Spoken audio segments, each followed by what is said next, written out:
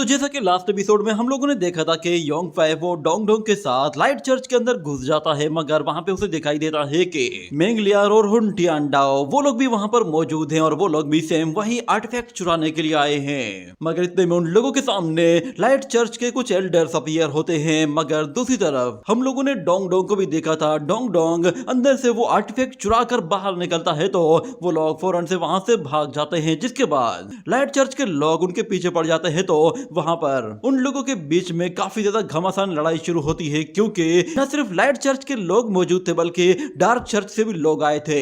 वो सारे के सारे योंग फाई के पीछे पड़े हुए थे और योंग फाई अपने दोस्तों के साथ डील बना लेता है कि वो लोग इस पर बाद में बात करेंगे, पहले वो इन लोगों को निपटाते हैं। इतना कहने के बाद वो लोग पहले तो डार्क चर्च के लोगों को एक एक करके निपटा देते हैं और एक वॉरियर को वहां पर बांध देते हैं, जिसके बाद वो लोग लाइट चर्च के लोगों को बहुत ही बुरी तरह से हर्ट करते हैं। और अगले सीन में हमें दिखाया जाता है कि एक कैरेज वापस से लाइट चर्च की तरफ जा रहा होता है और वहां पर बहुत सारे लोग खड़े होकर उस चर्च को देख रहे थे कि ये तो सीधा टेंपल की तरफ जा रहा है। और कुछ लोग कह रहे थे कि सुना है कल रात 3 ईस्टर्न कल्टीवेटर्स वो टेंपल के अंदर घुस गए थे और उन लोगों ने टेंपल से हमारे लाइट चर्च का सबसे कीमती ट्रेजर चुरा लिया है। हालांकि वहां पर 5th हेवन लेवल के बहुत सारे मास्टर्स मौजूद थे, मगर वो सारे ही उनकी आंखों के सामने से निकलकर भाग गए। उस कैरेज के अंदर मौजूद लाइट चर्च का वो मास्टर ये बातें सुन रहा होता है।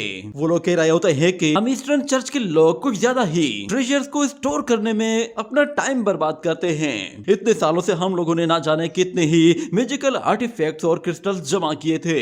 अभी तक तो शायद कोई भी नहीं जानता कि क्या कुछ चोरी हुआ है, पर अगर ये सब बार बार होता रहा तो मुझे लगता है कि हमारे पास कुछ भी नहीं बचेगा और टेंपल में मौजूद हर एक ट्रेजर चोरी हो जाएगा।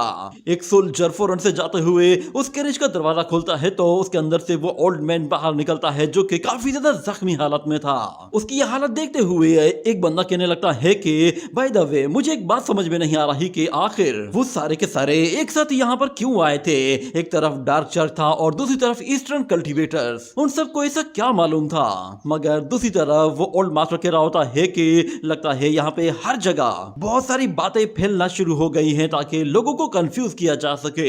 मगर वो अपने सोल्जर से कहता है कि उन लोगों को जाकर बता दो कि मुझ पर अचानक से हमला हुआ था और किसी से भी वैल्यू ऑफ गॉड के बारे में कुछ भी मत कहना। बस उन लोगों को ऐसा बताओ कि उन सारे ही लोगों ने एक साथ मौके का फायदा उठाकर मुझे हर्ट किया है। अगले सीन में हमें दिखाया जाता है कि वो डार्क चर्च का वॉरियर एक जगह बैठा हुआ होता है और दूसरी तरफ मेंग लियार और हुन टियानडाओ योंग फाई के साथ उस ट्रेजर के लिए एक से बढ़कर एक बोली लगा रहे होते हैं। और हुन टियानडाओ वो 25,000 कॉइंस देने को तैयार हो गया था, मगर मेंग लियार वो उससे भी ज्यादा बड़ी बोली लगा लेती है, जिस पर हुन टियानडाओ को गुस्सा आता है और वो अपना गुस्सा किसी पर निकालने की कोशिश करता है। मगर उसे कुछ ऐसी चीज चाहिए थी जिस पर वो अपना गुस्सा निकाले, मगर उसे वहां पे जब वो डार्क चर्च का वॉरियर नजर आता है तो हुन टियानडाओ फौरन से वहां पे जाता है और जाते साथ ही अपना गुस्सा उस वॉरियर पर निकाल देता है, उसे बुरी तरह से मारता है। जिसके बाद वो थोड़ा सा रिलैक्स फील करता है तो वो दोबारा से अपनी बोली को बढ़ाता है और कहता है कि मेंग लियार अब तुम इससे 1 रुपया भी ऊपर नहीं लगाओगी। वो देखता है कि वो ट्रेजर उस ड्रैगन के मुंह में है, जिसके बाद वो उन लोगों से कहता है कि मैं इसके लिए 30,000 देने को तैयार हूँ। और वो मेंग लियार को वार्न करता है कि अब इससे बड़ी बोली बिल्कुल भी मत लगाना, मैं तुमसे आखिरी बार कह रहा हूँ। मगर मेंग लियार कहती है कि मेरा टेंट आई सेक्ट वो इसके लिए 4 लाख गोल्डन कॉइंस भी दे सकता है। वो हुन टियानडाओ से कहती है कि इससे कोई फर्क नहीं पड़ता कि तुम्हारी ऑफर कितनी बड़ी है, तुम जितना भी ऑफर करोगे मैं उसमें 50,000 ऐड कर दूंगी। ये सिचुएशन देखने के बाद योंग फाई कहता है कि हम लोग ज्यादा हैं और ये बॉन बिल्कुल छोटी सी है और एक ही है। मुझे नहीं लगता कि ये एक बॉन हम तीनों के लिए काफी होगी, क्यों ना हम लोग बाकी के टेंपल्स में जाएं और इस तरह के और भी ट्रेजर्स चुरा लें। तो मेंग लियार कहती है कि आज के इंसिडेंट के बाद मुझे नहीं लगता कि किसी भी टेंपल की इतनी हिम्मत होगी कि वो अपने ट्रेजर्स को रिवील करे। और मैं तुम्हें एक बात बता दूं कि इस वैल्यू ऑफ गॉड के अंदर जब तक हम लोग मौजूद हैं हम लोग इस ट्रेजर की पावर को अचीव नहीं कर सकते। ये सुनकर योंग फाई कहता है आखिर इसका क्या मतलब है। तो मेंग लियार कहती है कि गॉड ऑफ लाइट मरने से पहले ही अपने लिए दोबारा से रीइंकार्नेशन की पूरी तैयारी करके गया था। उसने अपनी पावर को वैल्यू ऑफ गॉड के अंदर सील कर दिया था और वो पावर ऐसी पावर है कि जिसे तुम चाहकर भी रिफाइन नहीं कर सकते। ये सुनकर हुंटियांडाओ कहता है कि अगर ये ट्रेजर इतना ही बेकार है तो फिर तुम इसके लिए फाइट क्यों कर रही हो। तो मेंगलियर कहती है मुझे ये ट्रेजर सिर्फ और सिर्फ इसलिए चाहिए ताकि इसे मैं डीमन सील फॉर्मेशन में लगा सकूं। वो डीमन सील हमारे सेक्ट के सीक्रेट रियलम में मौजूद है। ये सुनकर हुंटियांडाओ थोड़ा सा हैरान हो जाता है। उसे पता भी नहीं था कि सीक्रेट रियलम में कोई डीमन भी मौजूद हो सकता है। मगर यहाँ पर मेंगलियर उन लोगों से कहती है कि बहुत जल्द वो डीमन उस सील को तोड़कर बाहर आ सकता है, क्योंकि वो डीमन हजारों सालों से वहां पर कैद है और उस सील की पावर अब कमजोर होती जा रही है। अगर हमें उस सील को दोबारा से एनर्जी से चार्ज करना है तो उसके लिए हमें डिवाइन पावर चाहिए होगी। अगर एक मर्तबा वो सील कमजोर पड़ गई और वो डीमन आजाद हो गया तो मैं यकीन के साथ कह सकती हूँ कि वो डीमन इतना खतरनाक है कि वो हुंटियांडाओ को भी नहीं छोड़ेगा। वो हुंटियांडाओ से कहती है कि भले ही तुम एक डीमन डिसेंडेंट हो मगर उसके बावजूद भी तुम्हारे एंसेस्टर्स ने मिलकर हमारे टेंटाई सेक्ट को ये पावर दी थी कि हम लोग उस डीमन गॉड को सप्रेस कर सकें और वहां पर सील कर सकें। ये सुनने के बाद योंगफे कहता है कि जिस डीमन की ये बात कर रही है कहीं ये वही डीमन तो नहीं है जो मैंने उस वॉइड इल्यूजन के अंदर देखा था। क्या ये लड़की वाकई में उस डीमन को दोबारा से लॉक करने के लिए वो पर्ल हासिल करना चाहती है। ये याद आने के बाद वो फौरन से डोंगडोंग से कहता है कि चलो अब वो बॉन मेरे हवाले कर दो, हमें अब गॉड ऑफ वैली में जाना होगा। इतना कहने की देर थी कि अचानक से डोंगडोंग उस बॉन्ड को तोड़ देता है और उसके अंदर मौजूद पर्ल बाहर निकल आता है। सारे के सारे लोग उस पर्ल को देखते ही फौरन से उस पर झपट पड़ते हैं और उसे हासिल करने के लिए जैसे अपना हाथ आगे बढ़ाते हैं तो डोंग डोंग उनसे पहले ही वहां पर पहुंच जाता है और उस पर्ल को सीधा ही निगल लेता है। ये देखते ही सब लोग चौंक जाते हैं। किसी ने सोचा भी नहीं था कि अचानक से कोई चौथा बंदा एंट्री लेगा और वो उस चीज को निगल जाएगा। मगर डोंग डोंग मजे से नीचे आ रहा होता है। इससे उस पर्ल को खाकर उसे मजा तो आ रहा था मगर फिर मेंगलियर उसे पकड़ती है और उल्टे लटका कर उससे कहती है कि चलो उस पर्ल को फौरन से बाहर निकालो। मगर फिर हुंटियांडाओ वो कहता है कि जरा मुझे तो। ये कहने के बाद वो उसे बार बार झटकता है और कहता है कि चलो बेबी ड्रैगन वो पर्ल बाहर निकाल दो। मगर डोंग डोंग को वहां पर बिल्कुल भी कंफर्टेबल फील नहीं हो रहा था, जिसके बाद योंगफे गुस्से में आ जाता है और उन लोगों को पंच मारते हुए पीछे धकेल देता है और डोंग डोंग हवा में ऊपर जाता है तो योंगफे उसे दोबारा से कैच कर लेता है और डोंग डोंग से कहता है तुम्हें कैसा फील हो रहा है। तो डोंग डोंग कहता है कि ये चीज मेरे अंदर मूव कर रही है। तो योंगफे कहता है क्या तुम्हें कुछ एबनॉर्मल फील हो रहा है। तो डोंग डोंग कहता है कि ये चीज मेरी बॉडी में कहीं जाने की कोशिश कर रही है। इतना कहने की ही देर थी कि अचानक से वो पर्ल फौरन से उसकी बॉडी से निकलकर सीधा उसके फोरहेड की तरफ चला जाता है और हम लोग देखते हैं डोंग डोंग बहुत ही ज्यादा एनर्जी एब्जॉर्ब करना शुरू कर देता है। वो सारे के सारे एनर्जी उसके फोरहेड पर एक जगह इकट्ठी होना शुरू हो जाती है, जिससे डोंग डोंग को शुरू में थोड़ी सी तकलीफ महसूस होती है मगर वो पर्ल उसकी थर्ड आई की तरह उसके फोरहेड पर अपीयर हो जाता है और वो योंगफे से कहता है कि क्या ये थर्ड आई अवेकनिंग है। ये कहने के बाद वो उस पर्ल को निकालने की कोशिश करता है मगर वो पर्ल उसके फोरहेड पर पूरी तरह से चिपक गया था और उससे निकलने का नाम ही नहीं ले रहा था। ये देखकर तो डोंग डोंग खुद भी परेशान हो जाता है कि अब इसे मैं यहाँ से कैसे हटाऊंगा। और योंगफे कहता है कि अरे नहीं, इस पर्ल के अंदर मौजूद गॉड ऑफ लाइट वो पूरी तरह से डिसअपियर हो गई है। ये देखकर हुंटियांडाओ गुस्से में कहता है कि इस ड्रैगन ने मौके का फायदा उठाया है और इसने वो एनर्जी एब्जॉर्ब कर ली है, जिसकी वजह से अब ये स्टोन पूरी तरह से बेकार हो चुका है। और यहाँ पर योंगफे कहता है कि इस स्टोन की पावर खत्म हो गई है और ऊपर से हम लोगों ने टेंपल के लोगों को मारा भी है, इसलिए लगता है शायद अब बहुत बड़ी मुसीबत खड़ी होने वाली है। ये सुनते ही मेंगलियर और हुंटियांडाओ दोनों ही एक दूसरे की तरफ देखते हैं, जिसके बाद दोनों ही अपने हाथों से एनर्जी अटैक करते हैं और वो एनर्जी अटैक सीधा डार्क चर्च के वॉरियर को करते हैं, जिससे वो वॉरियर वहीं ठिकाने लग जाता है और हुंटियांडाओ फौरन से अपने विंग्स ओपन करता है और वहां से निकलते हुए कहता है कि गुड बाय बेवकूफो। और मेंगलियर भी मौके का फायदा उठाकर उड़ते हुए जाती है और कहती है कि अब अगली मुसीबत तुम्हारे सर पर होगी। मगर डोंग डोंग वो मेंगलियर से कहता है कि प्लीज एक मिनट के लिए रुक जाओ। ये सुनते ही वो लड़की रुक जाती है और यहाँ पर योंगफे कहता है कि क्या तुम मेंगलियर से कुछ कहना चाहते हो। तो डोंग डोंग कहता है कि हाँ, असल में उसके मास्टर ने मुझे कुछ कहा था, वो मैसेज मुझे उसे उसे पहुंचाना है। तो मैंगलियर कहती है क्या मैसेज है, मुझे जल्दी बताओ। तो डोंग डोंग कहता है जरा एक मिनट रुको, मुझे याद करने दो। जिसके बाद वो कहता है कि अरे हाँ अब मुझे याद आया। ये कहने के बाद वो उसे चिढ़ाते हुए कहता है कि तुम अपने मिशन में 100 टाइम्स फेल होगी। ये सुनकर वो लड़की तो गुस्से में पागल हो जाती है और कहती है कि दिल तो चाहता है कि तुम्हारी चटनी बना दूं, पर तुम्हारी किस्मत अच्छी है, नेक्स्ट टाइम जब भी मैं तुमसे मिलूंगी तो मैं तुमसे इसका हिसाब किताब जरूर लूंगी। ये कहने के साथ ही वो वहां से चली जाती है और जाते हुए कहती है नेक्स्ट टाइम मैं तुम्हारी चमड़ी अपने हाथों से उधेड़ूंगी, इसलिए मेरे सामने मत आना। मगर योंगफाई कहता है कि बेबी ड्रैगन लगता है तुमने बहुत कुछ नया सीखा हुआ है, मगर अब मुसीबत और भी ज्यादा बढ़ गई है। हम लोगों ने नए दुश्मनों से पंगा ले लिया है और हमें ये भी नहीं मालूम कि ये लोग चाहते क्या हैं। मगर वो बेबी ड्रैगन कहता है मुझे अब नींद आने लगी है, पता नहीं क्यों मेरी आंखें बंद होने लगी हैं। तो योंगफाई कहता है क्या हुआ है तुम्हें, तुम ऐसा फील क्यों कर रहे हो, प्लीज कुछ तो जवाब दो, तुम्हारे साथ क्या हो रहा है। वो उसे होश में लाने की कोशिश करता है मगर उसके बावजूद भी वो ड्रैगन सो जाता है और उसी के साथ ये सीन यहीं पे ही कट हो जाता है। अगले सीन में हमें दोबारा से लाइट चर्च के मास्टर को दिखाया जाता है जो कि अपने उसी टेंपल में बैठा हुआ अपने आप को हील करने की कोशिश कर रहा था। उसके पास कुछ ऐसे ट्रेजर्स थे जिसके जरिए वो खुद को बहुत जल्दी हील कर सकता है और उन ट्रेजर्स की पावर्स को यूज करके वो बहुत सारे जख्मों को ठीक कर देता है। इतने में वहां पर एक सर्वेंट आता है और वो आते ही बताता है कि हमारे पास एक लेटर आया है जो कि एक लेडी ने भेजा है। ये वही लेडी है जो कि इस साइड से आई थी और उसी ने ही वो ट्रेजर चुराने की कोशिश की थी। ये सुनते ही वो मास्टर फौरन से खड़ा हो जाता है और उस लेटर को लेने के बाद जब वो उसे पढ़ता है तो वो लेटर असल में मैंगलियर का होता है और मैंगलियर ने उससे लिखा था कि मैं ईस्टर्न कल्टीवेटर मैंगलियर हूँ और मैंने ही योंगफाई और हुनटियानडाओ के साथ मिलकर आप लोगों का वो ट्रेजर चुराया था, मगर वो ट्रेजर अभी इस वक्त योंगफाई के पास है और हम बाकी के 2 लोग उसे छोड़ चुके हैं क्योंकि योंगफाई वो डार्क चर्च के लिए काम करता है, इसीलिए अब वो जाने और आप जाने हमारा उसके साथ कोई ताल्लुक नहीं। इसीलिए मैं आपको ये अपोलॉजी लेटर लिख रही हूँ। ये लेटर पढ़ने के बाद वो मास्टर उस सोल्जर से कहता है कि जाकर सबको बता दो कि वो ट्रेजर अब योंगफाई के पास है और उन लोगों की आपस में लड़ाई हो चुकी है जिसकी वजह से वो लोग अब अलग अलग हो गए हैं। इतने में वो सोल्जर कहता है मास्टर क्या हम लोगों को वहां पर कुछ ट्रूप्स को भेजना चाहिए ताकि हम लोग वो ट्रेजर वापस ला सकें। मगर वो मास्टर कहता है कि हाँ हमें यही करना होगा क्योंकि उस लड़के के पास हमारे सबसे कीमती ट्रेजर्स हैं और जहां तक मुझे पता है हम लोगों से पहले डार्क चर्च उसे हासिल करने की पूरी कोशिश करेगा।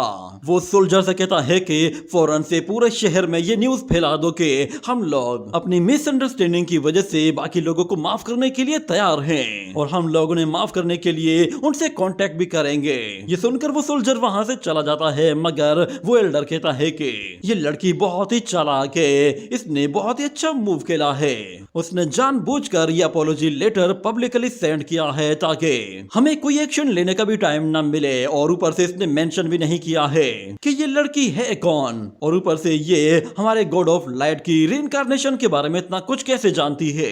अगले सीन में हमें डार्क चर्च में दिखाया जाता है कि डार्क चर्च का एक वॉरियर फौरन से अपने मास्टर के पास आता है और वो एक लेटर हाथ में लेकर आते हुए कहता है कि मास्टर हमारे डार्क चर्च के जिस मास्टर को किडनैप किया गया था वो मिल गया है।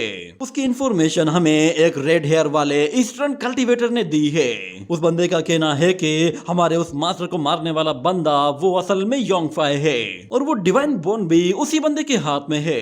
ये कहने के बाद अचानक से एक बड़ा सा पैर उसके सामने अपीयर होता है जो कि एक जायंट बीस्ट का पैर था और हमें दिखाया जाता है कि वहां पर एक डबल हेड ड्रैगन आता है जो कि उस बंदे को इस तरह घूर कर देख रहा होता है कि जैसे वो उसे कच्चा चबाने वाला हो और डार्क चर्च का वो वॉरियर उस ड्रैगन को देखते ही कांपना शुरू हो जाता है। उसे समझ में आ गया था कि आज उसकी जिंदगी का आखिरी दिन है।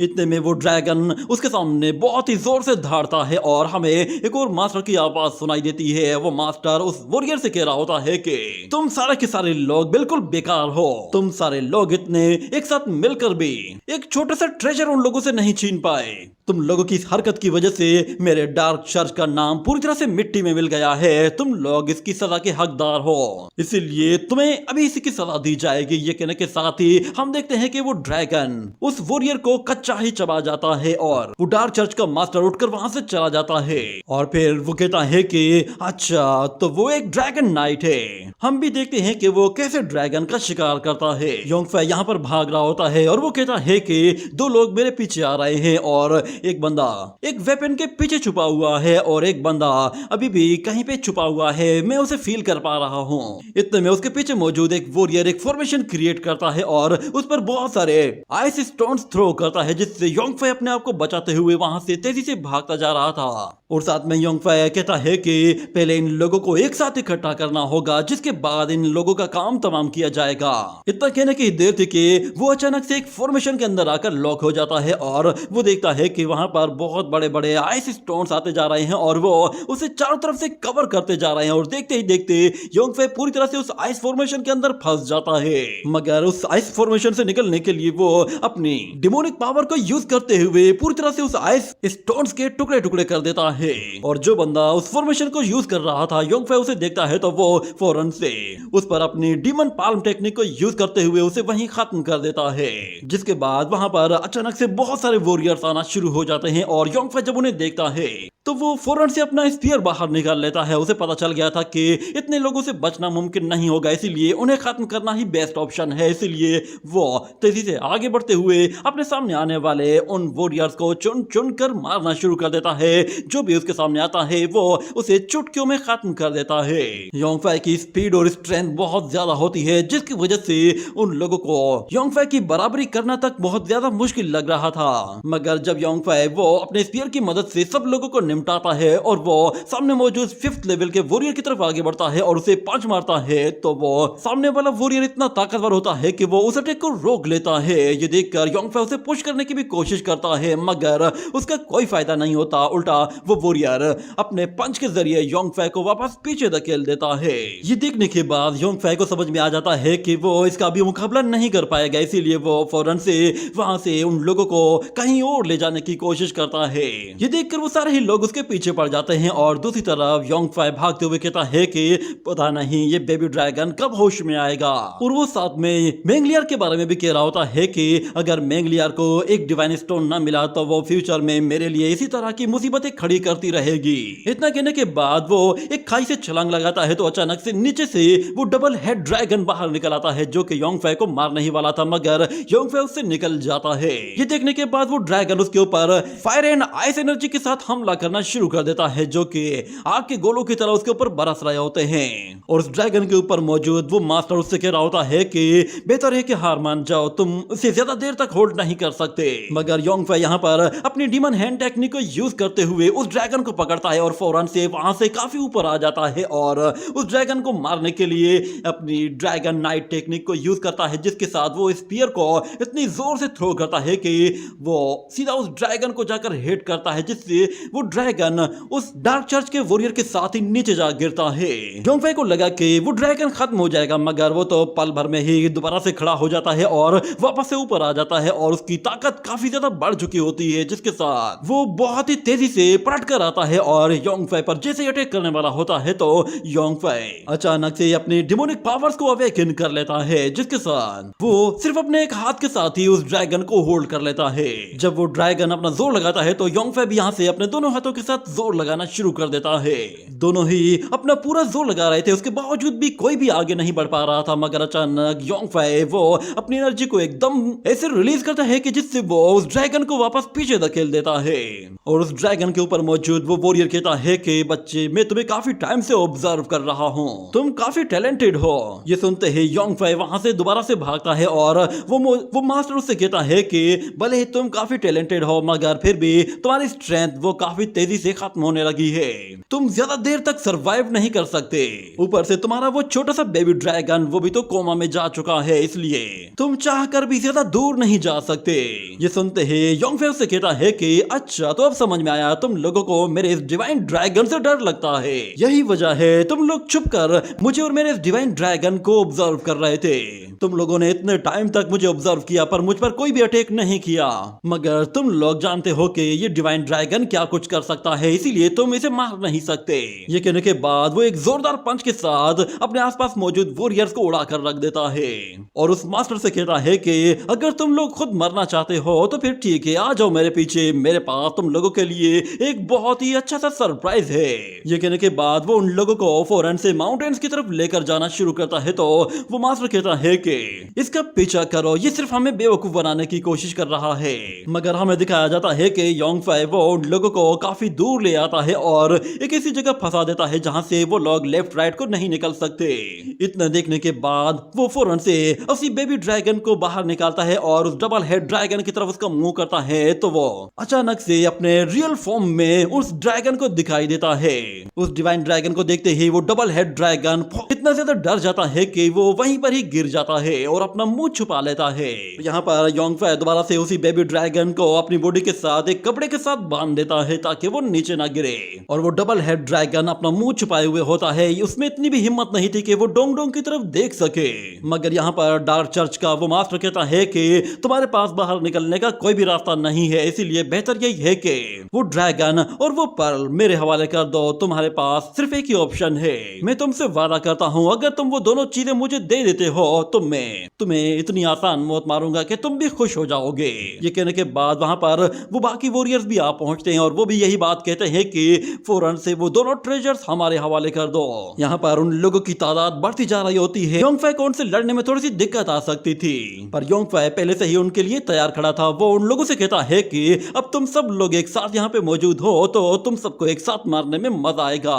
इतना कहने के साथ वो अपने एक हाथ से एनर्जी जनरेट करना शुरू कर देता है और जब वो एनर्जी पूरी तरह से चार्ज हो जाती है तो योंगफाई उन लोगों से कहता है कि मैंने तुम लोगों से कहा था ना कि मेरे पास तुम लोगों के लिए एक बहुत ही अच्छा सा सरप्राइज है, उम्मीद है कि तुम लोगों को ये बहुत ही पसंद आएगा।